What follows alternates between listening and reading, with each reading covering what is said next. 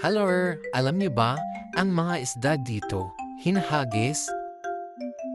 Pumunta nga kami dito sa public market na to, hinahanap yung stall daw na naghahagis ng isda kapag umorder ka. Pero to, nakita namin, ang babango ng mga bulaklak. Tapos biglang may nag-ingay. Ayun, yun na pala yun, yung stall na hinahanap namin. Kaya takbo-takbo kaming pumunta. One more time.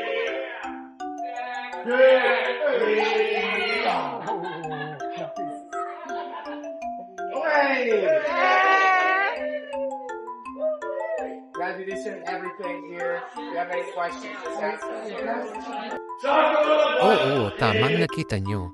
Hindi sila nag-aabot ng isda. Hinahagis nila.